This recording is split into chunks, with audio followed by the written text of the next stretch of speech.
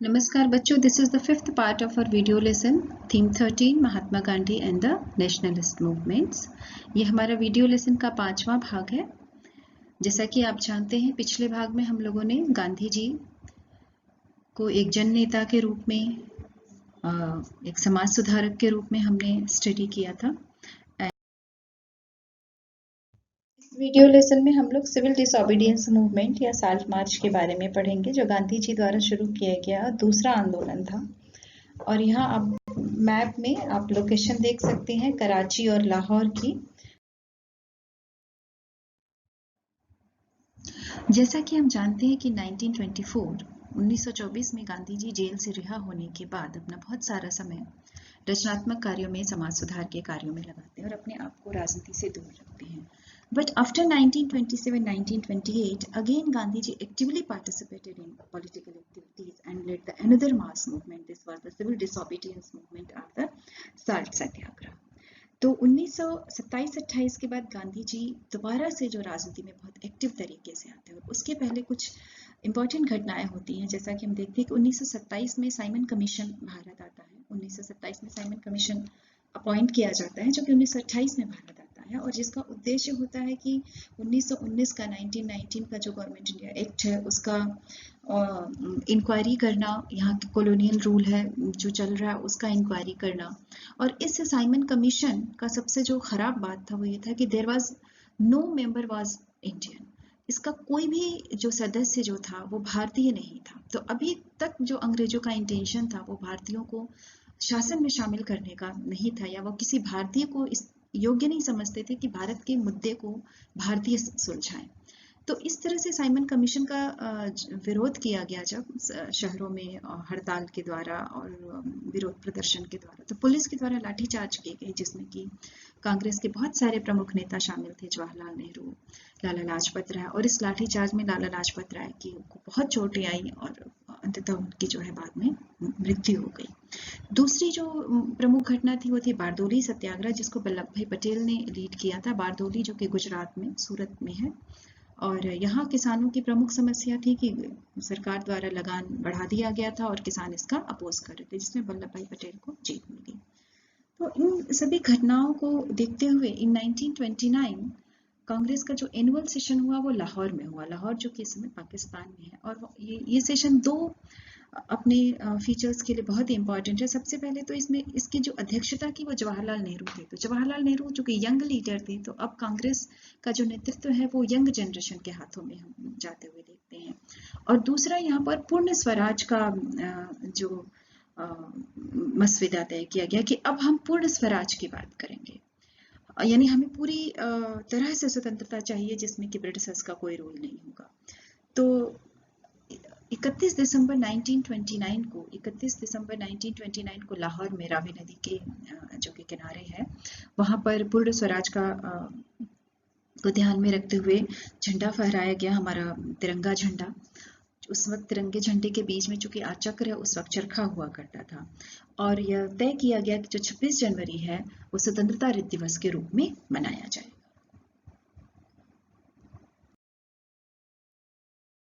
इस प्रकार 26 जनवरी 1930 independence day के रूप में सेलिब्रेट किया गया, और इसको जो है स्वतंत्रता दिवस के रूप में स्थापित किया गया।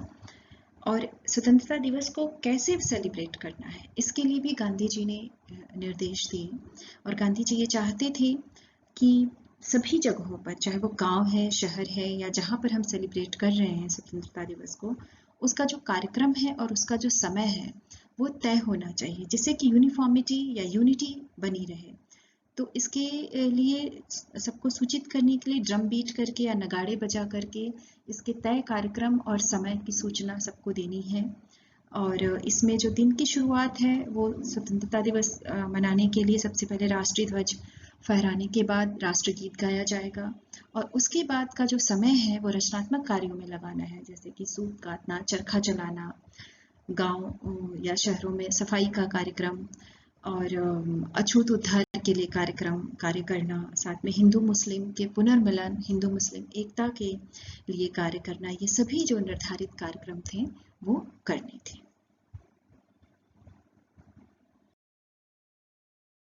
स्वतंत्रता विधिवत की उद्घोषणा के बाद गांधी का जो अगला तय कार्यक्रम था वो था सिविल डिसओबीडियंस मूवमेंट या साल्ट सत्याग्रह। पर गांधी जी का जो तरीका होता था वो बहुत सिस्टमेटिक होता था। कोई भी कार्य करने से पहले गांधी जी उसकी सूचना जो सरकार थी, तत्कालीन सरकार, उसको ज़रूर देते थे और उससे वो जो है इस बात का डिस्कशन भी करना चाहते थे। तो गांधी जी ने 31 जनवरी को अपना 11 जो डिमांड्स था वो लॉर्ड इरविन जो उस वक्त तत्कालीन वायसराय थे उनके समक्ष रखा। लेटर भेजा लॉर्ड इरविन को कि हमारी ये 11 मांगे हैं, अगर आप इसको पूरा करेंगे तो किसी भी मूवमेंट की या किसी भी साल्ट सत्याग्रह की हम बात नहीं करेंगे, नहीं हम करेंगे। और वो 11 डिमांड थी, जैसे कि रेवेन्यू, जो जिस तरह से ब्रिटिश गवर्नमेंट रेवेन्यू बढ़ा रही है उसको कम करना, मिलिट्री पर जो खर्चे हो रहे हैं, या फिर साल्ट जो टैक्स है उसको हटाना। इस तरह से 11 डिमांड्स गांधी जी ने तय किए थे। चूंकि लॉर्ड इरविन ने इन सभी डिमांड्स को इग्नोर किया और लॉर्ड इरविन की तरफ से कोई कोऑपरेशन नहीं मिला, तो ऐसी स्थिति में हमारे समक्ष एक ही रास्ता था कि हम साल्ट सत्याग्रह की शुरुआत करें। और इसके बाद भी गांधी जी ने अगेन साल्ट सत्याग्रह दांडी मार्च शुरू करने से पहले पुनः लॉर्ड इरविन को इन्फॉर्म किया कि अगर आप हमारी डिमांड्स को पूरी करते हैं तो फिर हम इस साल्ट मार्च को रोक देंगे, लेकिन ऐसा नहीं हुआ।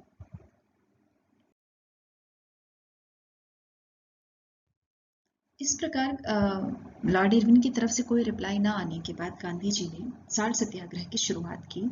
और साल्ट को गांधी जी ने, साल्ट अर्थात नमक को गांधी जी ने विरोध के प्रतीक के रूप में चुना। और इसके पीछे गांधी जी ने प्रॉपर कारण दिए कि क्यों नमक जो है इस आंदोलन में विरोध का प्रतीक है। क्योंकि साल्ट एक्ट के द्वारा जो ब्रिटिश थी वो नमक के बनाने पर, नमक पर वो कर लगाती थी, और नमक जो बनाने का अधिकार था वो ब्रिटिश गवर्नमेंट के पास था, और तय जो नमक का दाम था उस दाम पर जो ब्रिटिश गवर्नमेंट है वो नमक बेचती थी। और अगर जो तय दाम है उस पर नमक नहीं बिकता है तो जो ब्रिटिश गवर्नमेंट है वो उस नमक को बर्बाद कर देती थी, डिस्ट्रॉय कर देती थी। तो गांधी जी का मानना था कि जो कि हमारा एक गरीब देश है और हमारी जनता जो कि बहुत ही गरीब है और नमक उसका मेन सोर्स है उसकी फूड का, और जो सबसे सस्ता है और जो प्रकृति के द्वारा मुफ्त में बनाया जा रहा है, और उसको भी ब्रिटिश गवर्नमेंट अपने एक अधिकार में ले रही है। और न सिर्फ एक अधिकार में ले रही है बल्कि उस पर कर लगा रही है, और कर लगाने के साथ साथ वो नमक जो गरीबों के इस्तेमाल में आता, अगर वो नहीं बिकता है तो वो उसको बर्बाद कर रही है। तो जो राष्ट्रीय धन है, जो राष्ट्रीय रिसोर्स है, उसको ब्रिटिश गवर्नमेंट क्या कर रही है, उसका दोहन कर रही है, और उसको, और हमारे गरीब जनता को उसको इस्तेमाल करने से वंचित रख रही है। तो इस कर को पूरी तरीके से खत्म किया जाना चाहिए। और जिस तरह से हमारे लिए हवा, पानी और जल आवश्यक है, वैसे ही नमक भी हमारा बेसिक नीड है। और इस तरह से गांधी जी ने नमक को सत्याग्रह के विरोध के रूप में चुना और ब्रिटिश गवर्नमेंट से आह्वान किया कि आप इस कर को खत्म करें। लेकिन ब्रिटिश गवर्नमेंट ने इस विरोध को बहुत ही हल्के तरीके से लिया, बहुत ही लाइटली लिया, और ब्रिटिश गवर्नमेंट को कभी इस बात का शायद आभास भी नहीं था कि नमक सत्याग्रह इस तरह से पॉपुलर होगा।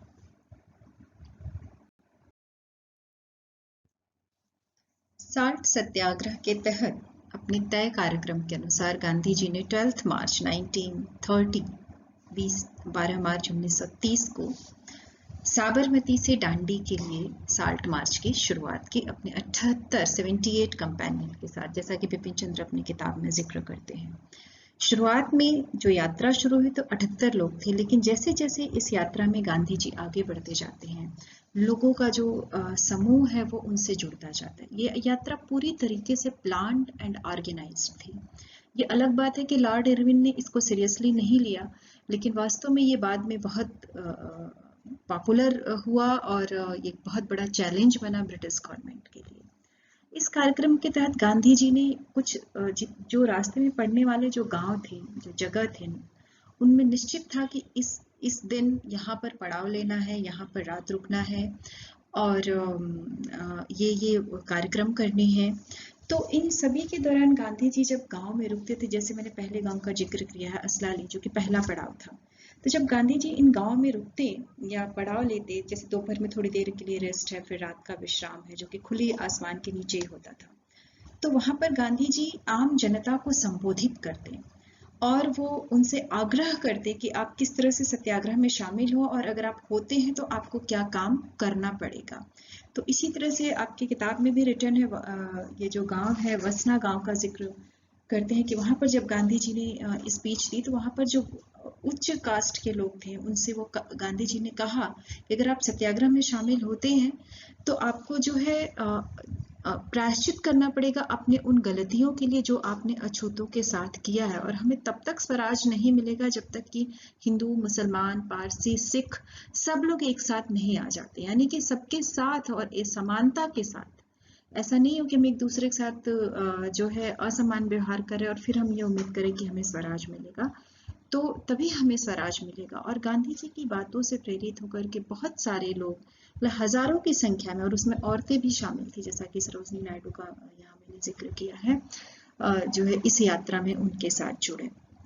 और इन्हीं दौरान लोगों का रजिस्ट्रेशन करना, लोग अपनी मर्जी से डोनेशन देते थे, जैसा कि पुलिस रिपोर्ट में कहा गया है। आप नेक्स्ट स्लाइड में देखेंगे।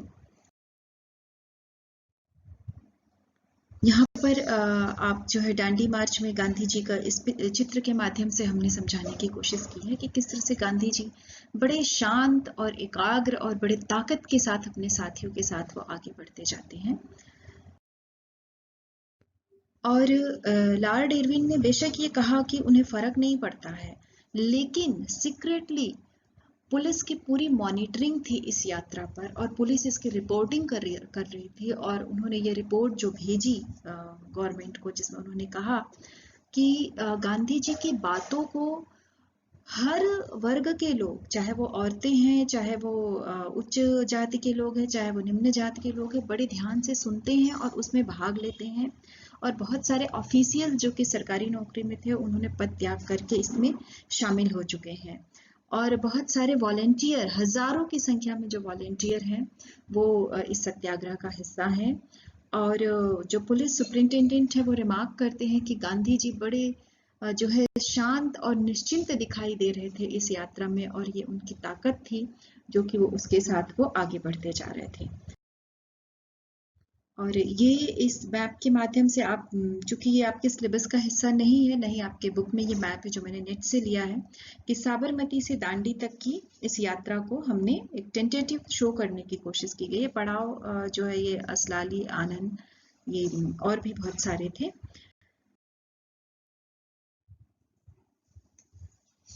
नमक कानून जो तोड़ने का डेट निर्धारित किया गया था वो था 6 अप्रैल 1930। 6 अप्रैल ये तय था कि हम जो है 12 मार्च को यात्रा शुरू की जाएगी साबरमती से, और 6 अप्रैल को वहां पर नमक बनाकर नमक कानून तोड़ा जाएगा। तो 5 अप्रैल को गांधी जी दांडी पहुंचने के बाद अपनी जो जितने भी कंपेनियन है, जितने भी साथी हैं, जो सत्याग्रही हैं, सबको संबोधित करते हैं और कहते हैं कि जब मैं चला था साबरमती से, तो मुझे इस बात का यकीन नहीं था कि मैं यहाँ तक पहुँच पाऊंगा, क्योंकि और इस बात की अफवाह भी उड़ी थी कि जो सरकार है वो हमें अरेस्ट कर लेगी।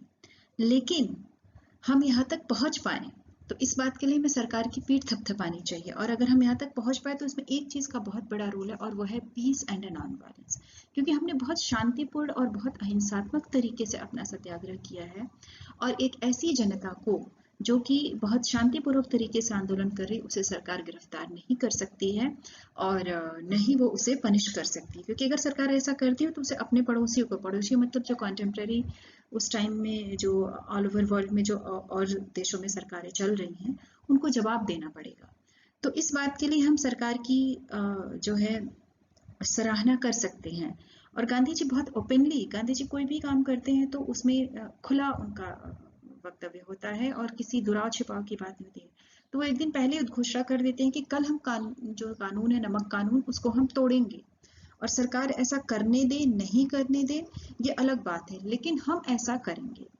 और इस तरह से हम देखते हैं अगली स्लाइड में। इस स्लाइड में आप यहाँ इस पिक्चर में देख सकते हैं कि इस तरह से 6 अप्रैल 1930 को गांधी जी ने मुट्ठी भर नमक बना करके अपने आप को कानून की नज़र में अपराधी साबित किया और सरकार का विरोध किया और नमक कानून को तोड़ा, और इस तरह से एक बहुत बड़े जन आंदोलन की शुरुआत फिर से 1930 में होती है। और इस सत्याग्रह के साथ साथ देश के अन्य हिस्सों में समुद्र के किनारे पैरेलल सत्याग्रह चलते हैं, जैसे कि हम वेदरानियम सत्याग्रह की बात करें, जिसको किसी राजगोपालचारी ने शुरू किया तमिलनाडु में, और इसी तरीके से मालाबार कोस्ट पर वेकम सत्याग्रह की हुई। और खान अब्दुल गफ्फार खान ने पेशावर में खुदाई खिदमतकार पार्टी की स्थापना की, जहां पर उन्होंने बहुत सारे सत्याग्रहियों को अपने साथ लेकर के इस सिविल डिसोबीडियंस मूवमेंट का नेतृत्व किया। इसके अलावा पूरे देश में, जैसा कि हम देखते हैं कि नॉन कोऑपरेशन मूवमेंट के टाइम में, जब नॉन कोऑपरेशन मूवमेंट हुआ था तो पूरे देश में हर जगह लोगों ने अपने अपने तरीके से इस मूवमेंट में गांधी जी का सपोर्ट किया था और कानून की अवमानना की थी। तो ये बातें हम सिविल डिसोबीडियंस मूवमेंट में भी देखते हैं कि जब नमक सत्याग्रह शुरू हुआ और गांधी जी ने नमक बना करके एक विरोध का प्रदर्शन किया, तो ऐसी स्थिति में पूरे भारत में लोगों ने उन सभी कानूनों की अवहेलना की जो कि ब्रिटिश सरकार के अंतर्गत उनको मानने पड़ते थे और जो कि एक्सप्लॉयटेशन का सिंबल थे। तो बहुत विशाल भागों में जो किसान थे, जो गांव में रहने वाले लोग थे, उन्होंने जंगल कानून, फॉरेस्ट लॉ का विरोध किया और उस लॉ को नहीं माना, क्योंकि इस कानून के तहत वो जंगल में नहीं जा सकते थे, अपने मवेशियों को चराने नहीं ले जा सकते थे, जंगल की लकड़ी नहीं काट सकते थे बिना परमिशन के। तो इन सभी बातों की अवहेलना की। बहुत सारे जो वर्कर थे उन्होंने फैक्ट्री में स्ट्राइक करी, वो फैक्ट्री नहीं गए। लोगों ने अपनी सरकारी नौकरियां छोड़ी, लॉयर्स ने अपनी वकालत छोड़ी, गवर्नमेंट के थ्रू चलने वाले जो इंस्टीट्यूशन थे वहां से बहिष्कार किया।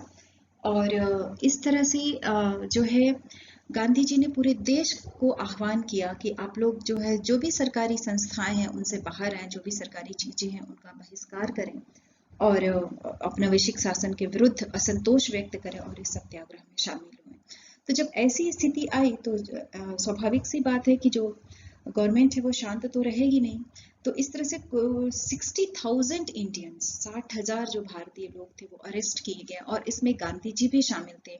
गांधी जी के साथ जो अन्य बड़े नेता थे, चाहे नेहरू जी हैं या खान अब्दुल गफ्फार खान है, इन सभी नेताओं को अरेस्ट किया गया। जब इन और खास बात ये होती कि जब एक नेता को अरेस्ट किया जाता था तो जो आंदोलन की कमान है उसको दूसरा नेता संभाल लेता था।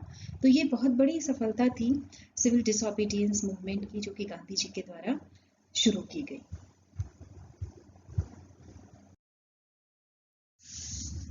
साल्ट मार्च के सक्सेस के लिए हम जो अमेरिकन न्यूज़ मैगजीन है टाइम रिपोर्ट, इसका भी रिपोर्ट देख सकते हैं। ये वो न्यूज़ मैगजीन थी जो कि हमेशा गांधी जी के क्रिटिसाइज करती थी और बड़े खराब शब्दों में गांधी जी के लिए इसने अपने वक्तव्य लिखे थे, जैसे स्पिंडली फ्रेम या स्पाइडरी लायंस। जो कि गांधी जी पतले दुबले थे तो उनकी कद काठी को लेकर के इस तरह से इसने शब्दों का इस्तेमाल किया था। मकड़ी जैसे पेड़ू और तकुए जैसे शरीर। और जब गांधी जी ने ये नमक सत्याग्रह शुरू किया तो यही मैगजीन खिल्ली उड़ाता है और शक जाहिर करता है कि उसे उम्मीद नहीं कि गांधी जी दांडी तक पहुंच जाएंगे। और वो कहता है कि जो दूसरे दिन है गांधी जी जमीन पर पसर गए, फैल गए, यानी कि गांधी जी की एसिडिटी में अब इतनी ताकत नहीं बची है कि वो आगे पहुंच जाए।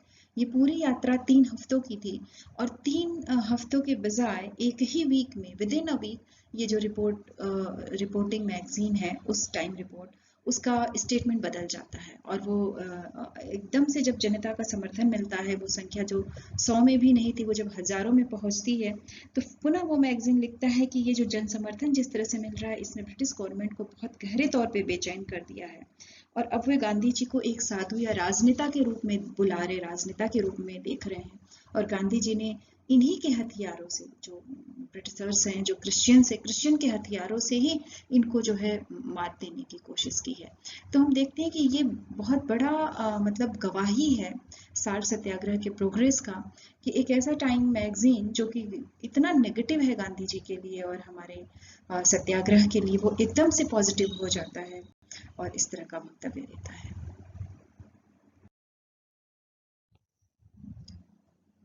इस प्रकार साल्ट मार्च की प्रोग्रेस के साथ हम अब ये देखते हैं कि साल्ट मार्च का इम्पोर्टेंस क्या रहा, ये किस लिए बहुत ज़्यादा, इसका प्रभाव क्या रहा। ये 3 जो रीज़न है जो आपकी बुक में भी दिए गए हैं, ये 3 बातों से ये यात्रा जो है बहुत उल्लेखनीय रही। और इसका जो पहला कारण है वो ये है कि पहली बार पूरे वर्ल्ड का अटेंशन हमारे भारतीय जो मुद्दे हैं उस पर पूरे वर्ल्ड का अटेंशन आए, क्योंकि शुरू से इस पर मीडिया की कवरेज थी, जैसा कि हम टाइम मैगजीन की रिपोर्ट देख रहे हैं। तो जो यूरोपियन मीडिया है, जो अमेरिकन मीडिया है, वो भारत की जो स्थितियां हैं उसको पूरी कवर कर रही है। तो ये वर्ल्ड पॉलिटिक्स में ये चर्चा का विषय बन रहा है कि अंग्रेज भारत में क्या कर रहे हैं। तो ये बहुत बड़ी उपलब्धि थी साल्ट सत्याग्रह की उस टाइम पीरियड में। और दूसरा कि अभी तक हम देख रहे हैं कि जितने भी मूवमेंट है उसमें औरतों की बहुत बड़ी भागीदारी नहीं है। तो इस मूवमेंट में औरतों ने बढ़ चढ़कर हिस्सा लिया।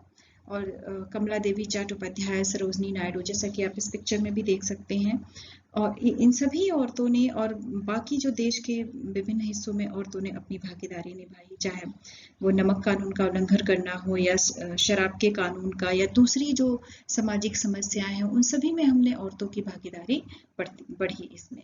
और तीसरा, चूंकि ये साल्ट मार्च ही था, चूंकि नॉन कोऑपरेशन मूवमेंट एक ऐसी घटना के द्वारा बंद कर दिया गया और उसके बाद गांधी जी को जेल डाला गया, ये एक पहला जन आंदोलन था। लेकिन जब दूसरा ये जन आंदोलन हुआ और वो बहुत बड़े पैमाने पर जब पब्लिक का सपोर्ट मिला, तो ब्रिटिश गवर्नमेंट भी कहीं ना कहीं ये समझने लगी थी कि शायद अब वो बहुत ज़्यादा भारत में शासन नहीं कर सकती है और ज़्यादा दिन तक उसका राज्य नहीं टिकेगा। तो वो लॉर्ड इरविन, जिन्होंने कि गांधी जी की इस साल्ट सत्याग्रह से पहले गांधी जी के जो 11 डिमांड्स थे उनकी तरफ ध्यान भी नहीं दिया था, अब वही लॉर्ड इरविन गांधी जी से एग्रीमेंट करने को रेडी थे और गांधी जी को इनवाइट किया गया राउंड टेबल कॉन्फ्रेंस में भाग लेने के लिए।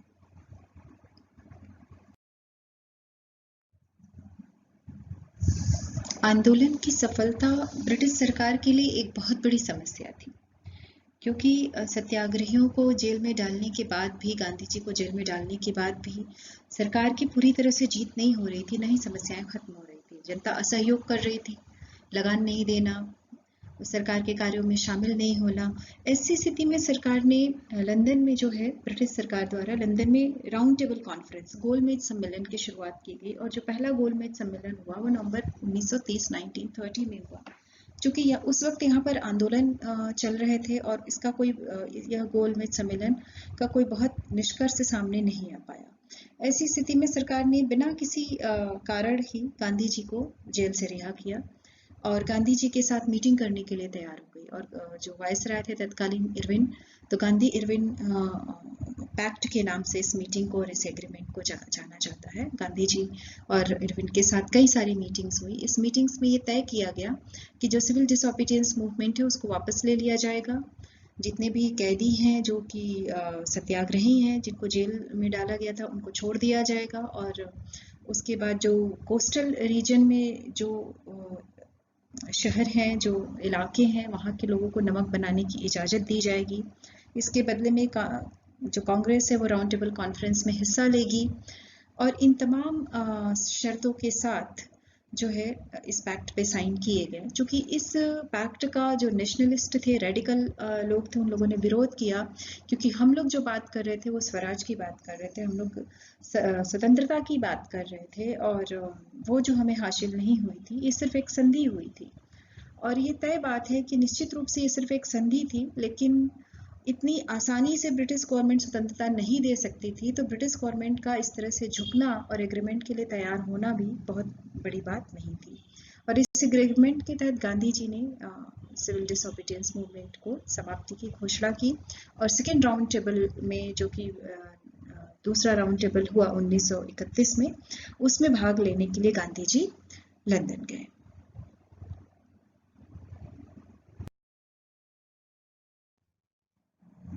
First round table conference already 1930 में हो चुका था और उस समय कांग्रेस यहाँ आंदोलन कर रही थी। सेकेंड राउंड टेबल कॉन्फ्रेंस में गांधी इरविन पैक्ट के तहत गांधी जी उसमें शामिल होने के लिए लंदन पहुंचे, और वहाँ मीटिंग में अन्य बातों के अलावा गांधी जी को अपने ही देश से चैलेंजेस का सामना करना पड़ा। और यह साबित करने की कोशिश की गई कि गांधी जी और कांग्रेस पार्टी पूरे देश का प्रतिनिधित्व नहीं करती है। जो चैलेंजेस मिले मुस्लिम लीग की तरफ से, मुस्लिम लीग का मानना था कि जो कांग्रेस है वो मुसलमानों के रिप्रेजेंटेटिव नहीं है। मुसलमानों के रिप्रेजेंटेटिव कौन है? मुस्लिम लीग है। जो प्रिंसली स्टेट थे उन्होंने ये प्रूफ करने की कोशिश की कि जो प्रिंसली स्टेट है उसका कांग्रेस से कोई वो नहीं है, मतलब नहीं है, और वो उनकी रिप्रेजेंटेटिव नहीं है, दे आर फ्री। और इसी तरह से बी आर अम्बेडकर ने अपना मत रखा कि जो लोएस्ट कास्ट है, जिसके पक्ष में गांधी जी हमेशा बोलते रहे और हमेशा गांधी जी ने जिनके लिए काम किया, तो बी आर अम्बेडकर का मानना था कि नहीं, जो कांग्रेस है वो लोएस्ट कास्ट को रिप्रेजेंट नहीं करती है। तो गांधी जी जो कि एक राष्ट्रवादी नेता के रूप में पूरे देश के प्रतिनिधि के रूप में वहां शामिल हुए थे, वही गरिमा वहां पर राउंड टेबल कॉन्फ्रेंस के समय खंडित नजर आई। और अपने देश के चैलेंजेस तो जो मिले वो मिले ही, साथ में ब्रिटिश गवर्नमेंट की तरफ से ऐसा कोई आश्वासन नहीं मिला जिसे हम स्वराज या स्वतंत्रता की बात कर सके और जो कि राउंड टेबल कॉन्फ्रेंस को फ्रूटफुल बना सके। अंततः गांधी जी भारत वापस आ गए और हम कह सकते हैं कि गांधी जी खाली हाथ भारत वापस आए। भारत वापस आने के बाद गांधी जी ने पुनः सिविल डिसोबीडियंस मूवमेंट को शुरू करने की कोशिश की और शुरू भी किया, लेकिन अब परिस्थितियां बदल चुकी थी। लॉर्ड इरविन की बजाय लॉर्ड वेलिंगटन यहाँ के वाइसराय थे और लॉर्ड वेलिंगटन का पूरा ऑब्जेक्टिव था कि किस तरह भारत में होने वाले आंदोलनों को खत्म किया जाए और क्रश किया जाए इनको, और उसमें उन्होंने कोई कसर भी नहीं छोड़ी। गांधी जी को गिरफ्तार कर लिया गया और गांधी जी के प्रति जो लॉर्ड वेलिंगटन के भाव हैं, जो कि उनके कथन से जाहिर होता है, वो कहते हैं कि अगर गांधी नहीं होते, ये उनके चूंकि स्टेटमेंट है जो कि मैं यहाँ पढ़ रही हूँ, तो ये जो दुनिया है वो बहुत खूबसूरत होती। और कहते हैं कि जो भारतीय लोग हैं, जो यहाँ के लोग हैं, वो अंधविश्वासी हैं और ये ऐसी जनता है जो कि गांधी जी को भगवान मान बैठी है, और जब वो कोई भी काम शुरू करते हैं तो वो ये कहते हैं कि वो ईश्वर की प्रेरणा से कर रहे हैं। और इस तरह से वो गांधी जी के प्रति ख्याल रखते हैं वेलिंगटन। और धीरे धीरे जो सिविल डिसोबीडियंस मूवमेंट है, वो चूंकि जनता का सपोर्ट तो मिलता है लेकिन बहुत दिनों तक नहीं चल पाता, और ऑफिशियली तरीके से 1934 में Gandhi ji civil disobedience movement को वापस ले लेते हैं।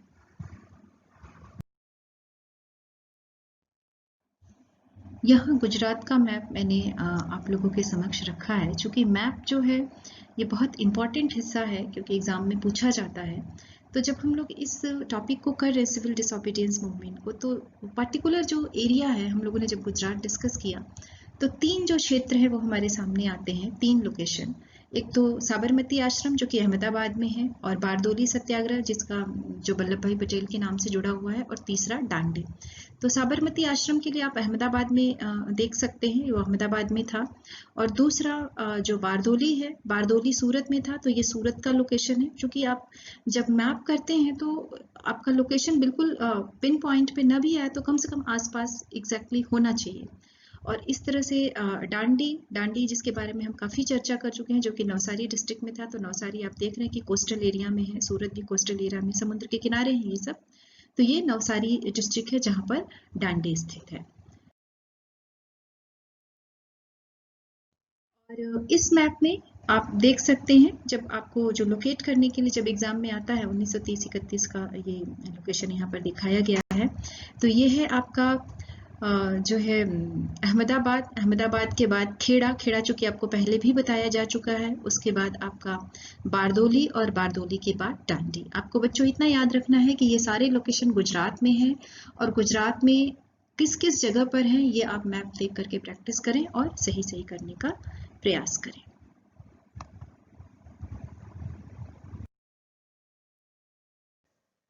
इस प्रकार इस वीडियो लेसन में हम लोगों ने सिविल डिसोबीडियंस मूवमेंट के बारे में डिटेल रूप में जाना। कुछ प्रश्न है जिसका आप उत्तर लिखने का अभ्यास करें और कुछ प्रश्न स्वयं से बनाएं। जैसे पहला प्रश्न है, बारदोली सत्याग्रह का नेतृत्व किसने किया, या कांग्रेस का 1929 में अधिवेशन कहाँ पर हुआ। आप ये भी एक प्रश्न बनाएं कि इस अधिवेशन की अध्यक्षता किसने की, है ना। और जो साल्ट लॉ था वो एक इम्पॉर्टेंट इशू क्यों बना स्ट्रगल का। राउंड टेबल कॉन्फ्रेंस क्या था, आप तीनों राउंड टेबल कॉन्फ्रेंस के बारे में लिखेंगे। साल्ट मार्च किन 3 महत्वपूर्ण कारणों से उल्लेखनीय था, उन 3 महत्वपूर्ण कारणों का आप उल्लेख करेंगे। इसके अलावा मैप एक महत्वपूर्ण प्रश्न है जो कि आपके एग्जाम में आता है बोर्ड के। तो आप अहमदाबाद, बारदोली, दांडी, लाहौर, कराची, इनको इंडिया के मैप में लोकेट करें और इसकी प्रैक्टिस करें। ये वीडियो लेसन यहाँ खत्म होता है। नेक्स्ट टॉपिक के लिए आप अगला वीडियो लेसन पार्ट 6 देखें। Thank you so much.